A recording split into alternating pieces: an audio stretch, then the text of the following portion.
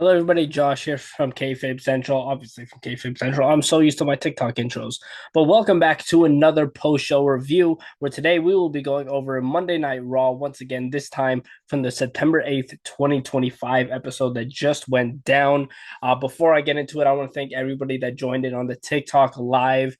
I'm now going live for all the shows during the week, or at least I'm going to try to for every show of the week. So Raw, NXT, Dynamite. Maybe TNA, and then SmackDown, of course, and then for the PLEs if I'm available. Which for All Out I won't be able to, and WrestlePalooza probably not either because I will be going to All Out in person. So that might not be possible. But other than that, I will be going live on TikTok. So make sure you're following me on TikTok if you're interested in live watch alongs. I will be doing that. I watched along throughout the entire episode of Monday Night Raw on TikTok. So I want to thank everyone for the support that came into the live and showed the support. We had like 4.6K likes in there, probably more. I can't remember the final number we ended on. But yeah, we had around there. So thank you everyone for your support. Yeah, we're gonna go into Monday Night Raw that just went down on September 8th, 2025. A okay episode of Monday Night Raw. There were a few good things, a few bad things, a few things that I was like, okay, I don't even understand why this is happening. And we're gonna go through all of it. Like always, I go through all the matches, all the segments, all the promos, all of that good stuff. Before I get into that, though, make sure you guys, if you guys want a spot to talk about wrestling or anything like that, go ahead and join up the Discord server for Kayfabe Central. It's always linked down in the description below. Go check out the Ko-Fi page for Kayfabe Central as well. It's $5 minimum to subscribe to the exclusive wrestling content tier. So if that is something that interests you, oh my goodness, my mic just fell. If that is something that interests you, then go ahead and check that out. I don't even know how that happened. It seems like my mic always has issues. Um, but yeah, go ahead and check those things out. And yeah, I'm just going to get straight into Monday Night Raw because I'm probably going to do more self promo at the end anyway. Um, so the night kicked off with a promo. The Usos, Jimmy and Jay, came out as the Usos, and they pretty much just rambled on. They were interrupted by Braun Breaker and Bronson Reed, of course.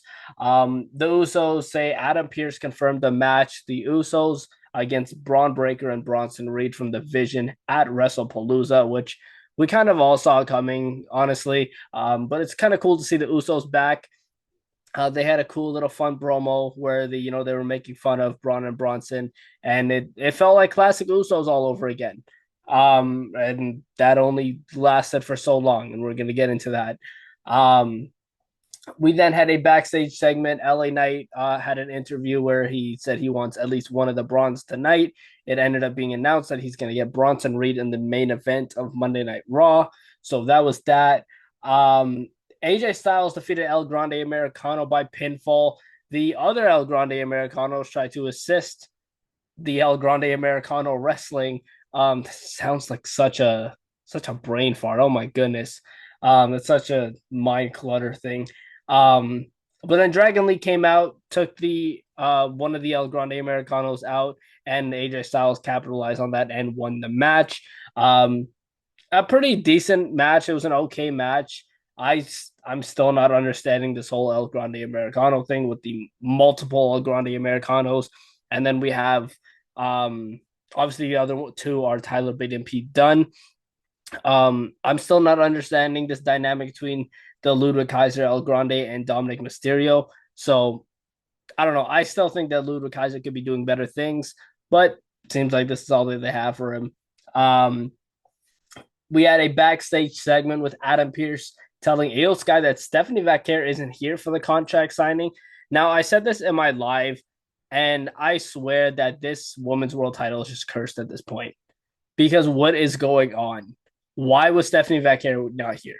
I didn't see any reports on what's happening, but Vaquer wasn't there in Milwaukee. So the contract signing did not happen. Nikki Bella came up to her feeling sorry for her, told the Io Sky that her and Vaquer are going to have a great match at WrestlePalooza because the match is still on. But apparently Vaquer just couldn't make it to Raw.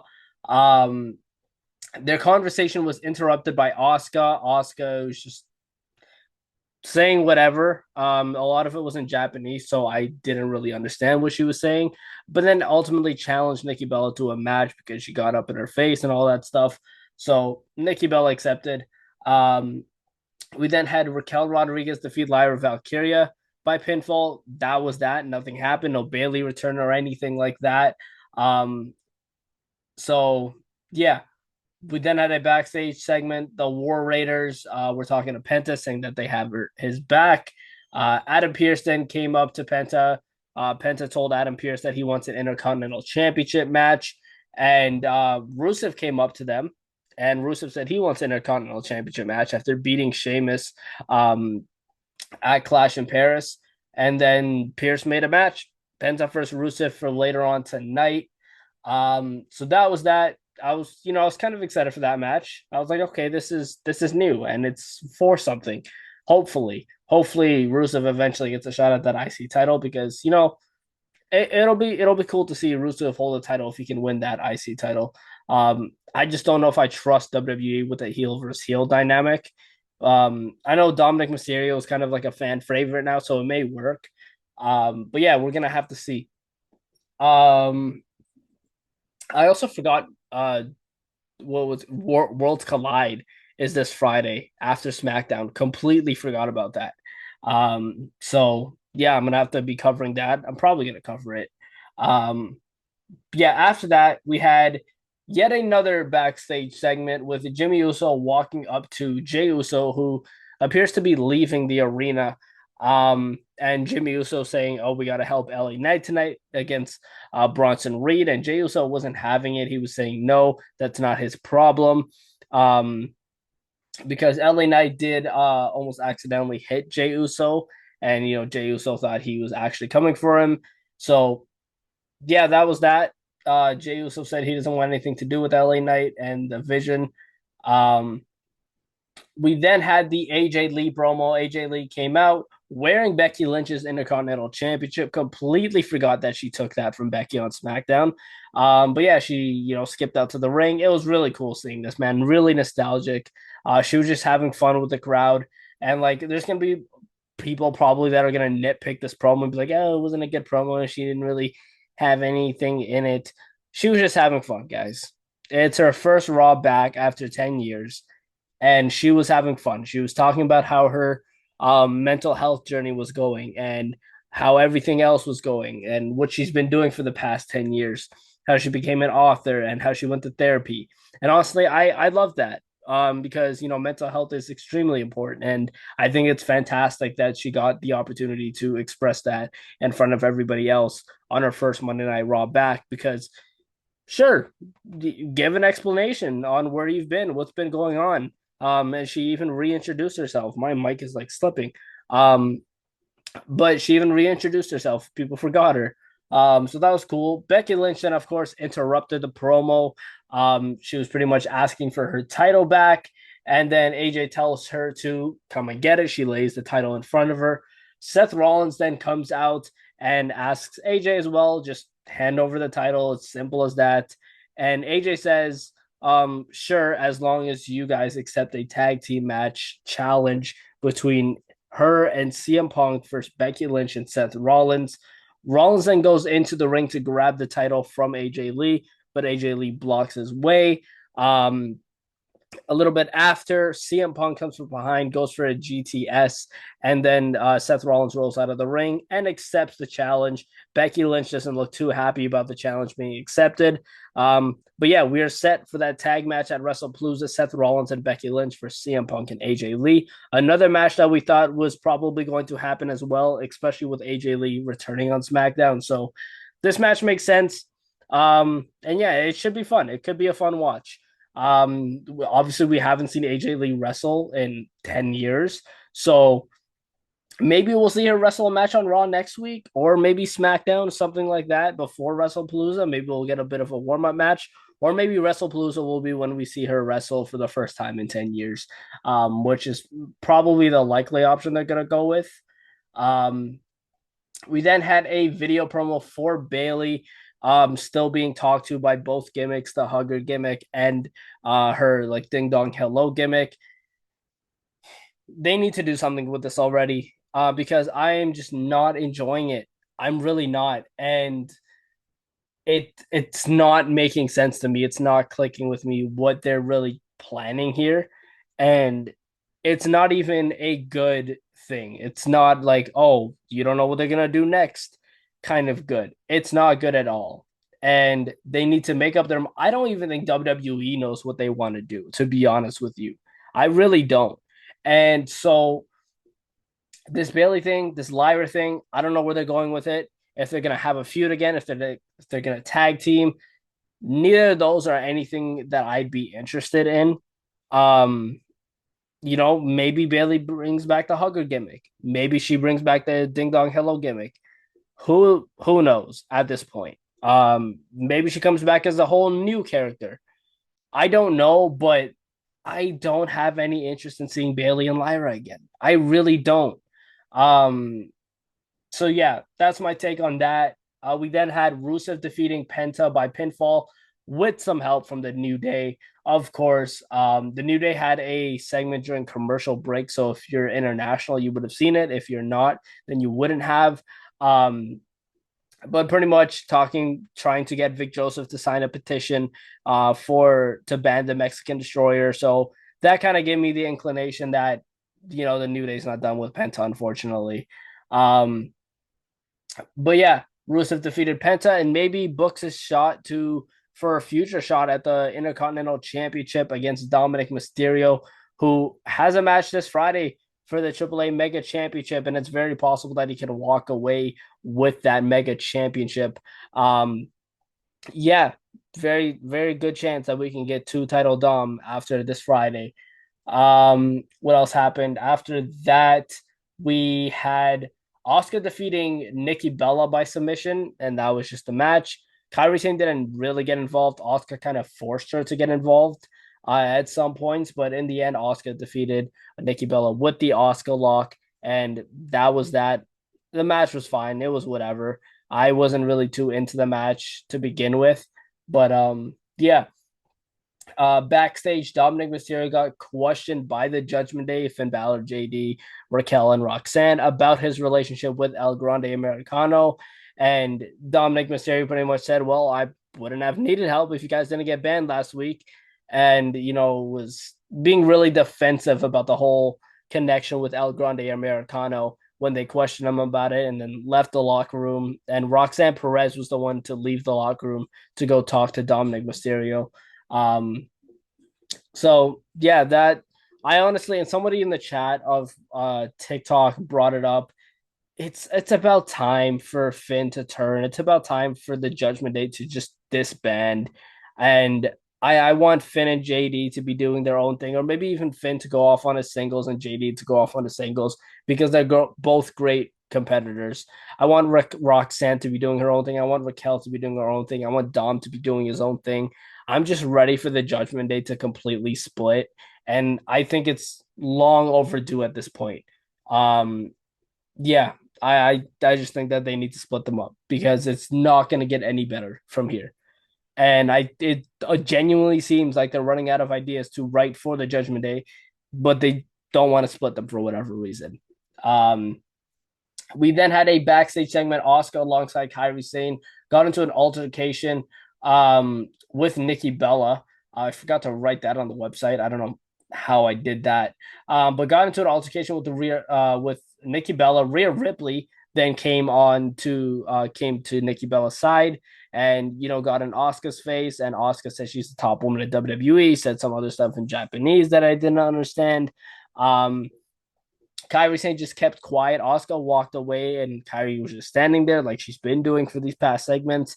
Um, and then Oscar called her, and then Kairi walked away from Nikki and Rhea.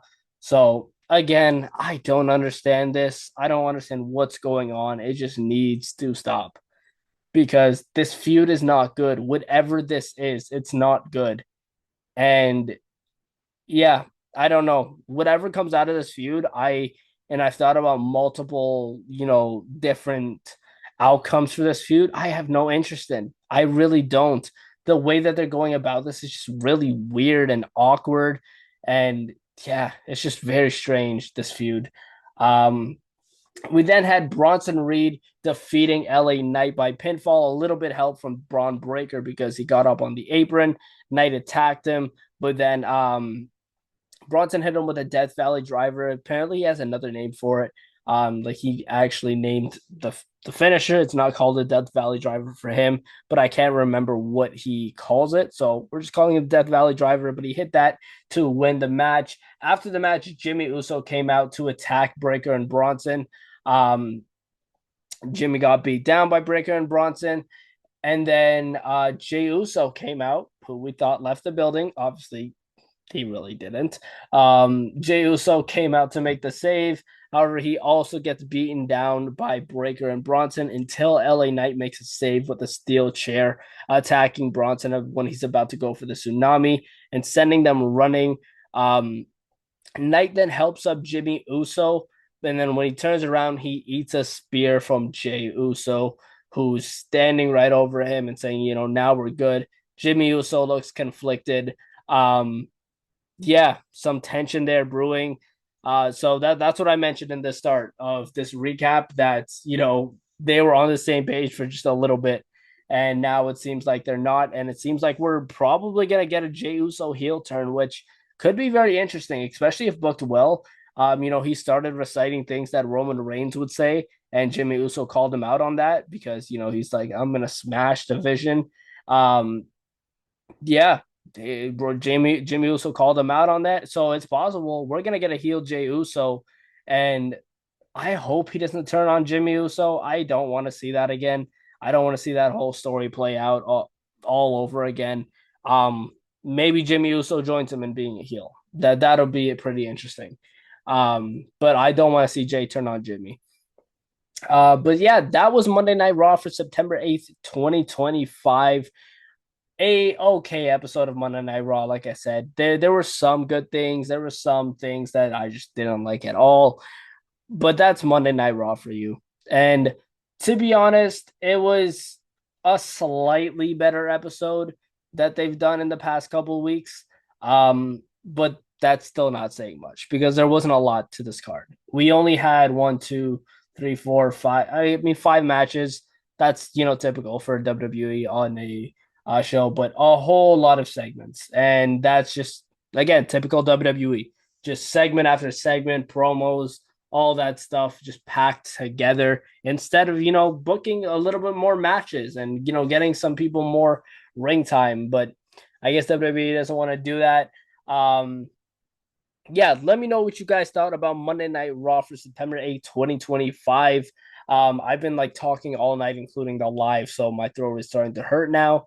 But thank God I'm wrapping this up now and I can just post it and go relax finally.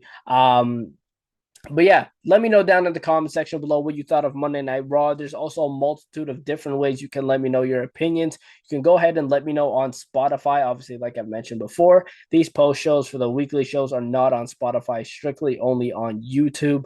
But all the other podcasts are over there on the Spotify channel, so you can go ahead and check that out. You can go to the Kayfabe Central Ko-Fi page, where it's $5 minimum to subscribe to the exclusive wrestling content tier. You can go to the Instagram, go to the X, go to TikTok if you want to see the live watch alongs and different kinds of TikToks that I post on there, wrestling related, of course. Then go ahead and check those out as well. It's all linked in the description below.